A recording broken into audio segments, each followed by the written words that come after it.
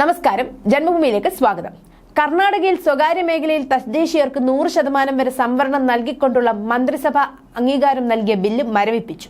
എങ്കിലും അതുണ്ടാക്കിയ പ്രതിഷേധം ശക്തമാണ്. സിദ്ധരാമയ്യ ഒന്ന് ആളാവാൻ നോക്കിയതാ. കക്ഷി തിരിക്കുന്നത് പോകും, ഉത്തരത്തിലിരിക്കുന്നത് എടുക്കാനും പറ്റില്ല എന്ന അവസ്ഥയിലേക്കാണ് ഇപ്പോൾ കാര്യങ്ങൾ നീങ്ങുന്നത്. ബില്ലിലെ വ്യവസ്ഥകളിൽ national association of software and service company NASSCOM അഗാധമായ ആശങ്ക പ്രകടിപ്പിക്കുകയും ഇത് പിൻവലിക്കാൻ കർണാടക സർക്കാരിനോട് ആവശ്യപ്പെടുകയും ചെയ്തു. ബില്ലിലെ വ്യവസ്ഥകൾ ഈ പുരോഗതിയെ വിപരീതമാക്കാനും കമ്പനികളെ അകറ്റാനും സ്റ്റാർട്ടപ്പുകളെ അടിച്ചമർത്താനും ഭീഷണിപ്പെടുത്തുന്നു. പ്രത്യേകിച്ചും കൂടുതൽ ആഗോള സ്ഥാപനങ്ങൾ സംസ്ഥാനത്ത് നിക്ഷേപം നടത്താൻ നോക്കുമ്പോൾ, നാസ്കോം പ്രസ്താവനയിൽ പറഞ്ഞു.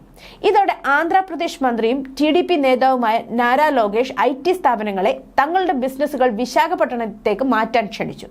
സർക്കാരിന്റെ നിയന്ത്രണങ്ങളില്ലാതെ നിങ്ങളുടെ IT സംരംഭത്തിന് ഏറ്റവും അനുയോജ്യമായ വൈദഗ്ധ്യമുള്ള പ്രതിഭകളുമായി ആന്ധ്രാപ്രദേശ് തയ്യാറാണ് എന്ന് Andhra Pradesh information technology and communication and industries മന്ത്രിയായ നാരാ ലോകേഷ് പറഞ്ഞു. നാസ്കോം അംഗങ്ങളെ അഭിസംബോധന ചെയ്തുകൊണ്ട് നടത്തിയ ഒരു ട്വീറ്റിലാണ് നാരാ ലോകേഷ് ഇങ്ങനെ അഭിപ്രായപ്പെട്ടത്. ബില്ലിനെക്കുറിച്ച് നാസ്കോം ബുധനാഴ്ച ആശങ്ക ഉന്നയിച്ചതിന് പിന്നാലെയാണ് നാരാ ലോകേഷിന്റെ പരാമർശം. നിങ്ങളുടെ നിരാശ ഞങ്ങൾ മനസ്സിലാക്കുന്നു. വിശാഖപട്ടണത്തിലെ ഞങ്ങളുടെ IT സേവനങ്ങൾ, AI, ഡാറ്റാ സെന്റർ ക്ലസ്റ്റർ എന്നിവയിലേക്ക് നിങ്ങളുടെ ബിസിനസ്സുകൾ വികസിപ്പിക്കുന്നതിനോ മാറ്റി സ്ഥാപിക്കുന്നതിനോ ഞങ്ങൾ നിങ്ങളെ സ്വാഗതം ചെയ്യുന്നു.